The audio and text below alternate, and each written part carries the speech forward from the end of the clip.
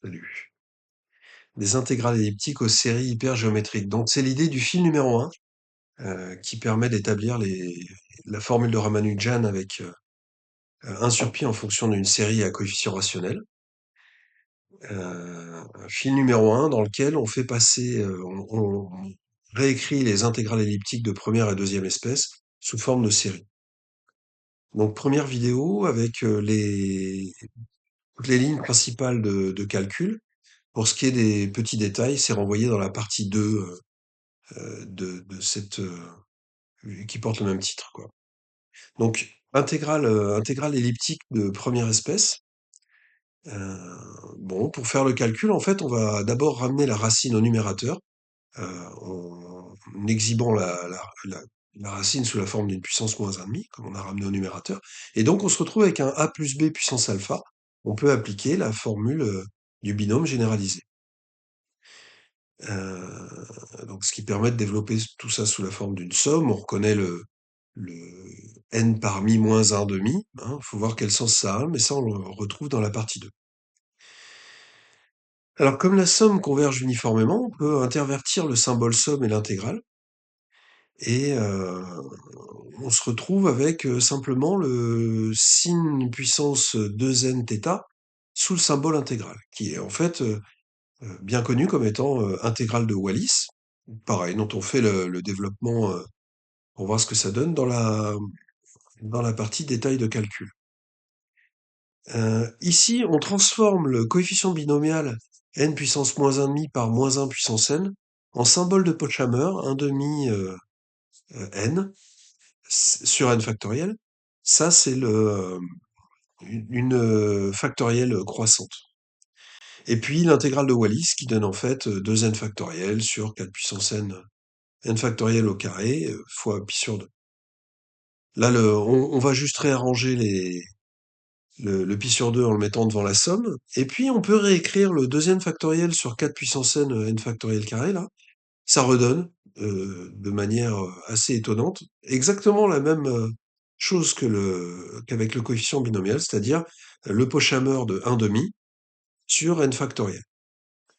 Alors, on réécrit ça sous forme canonique vis-à-vis des séries hypergéométriques, c'est-à-dire qu'on met les Pochhammer au numérateur, dénominateur, entre parenthèses, un n factoriel, pareil, on le verra en détail, c'est le Pochhammer de 1.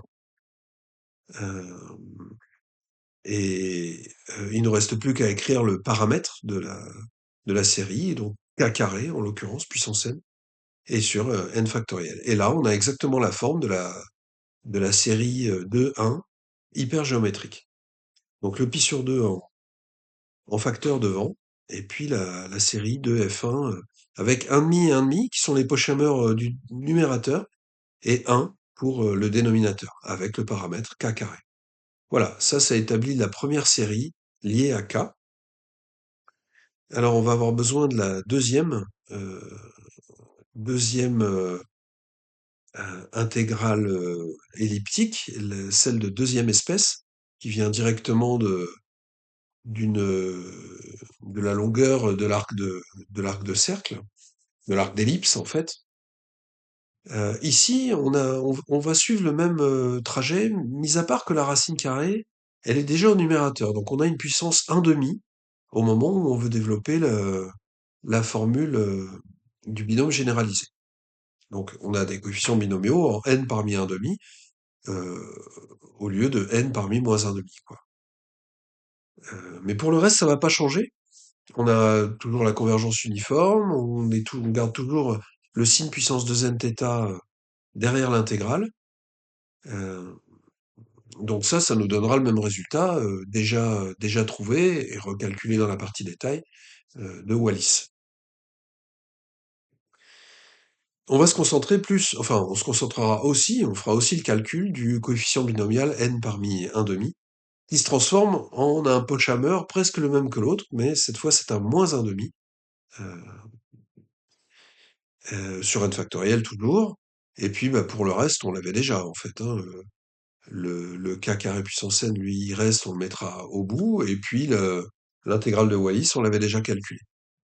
On avait dit que ça donnait un Pochhammer de 1,5 sur n factoriel. Donc de nouveau, on réarrange pour mettre sous la forme, d'une, série hypergéométrique, les Pochhammer en haut et en bas, et puis le paramètre, puissance n sur n factoriel. Et ça nous donne, la série hypergéométrique de l'intégrale, elliptique de deuxième espèce. Voilà, là on a les principaux résultats. Sur les détails et définitions, on va revenir, dessus dans la partie 2.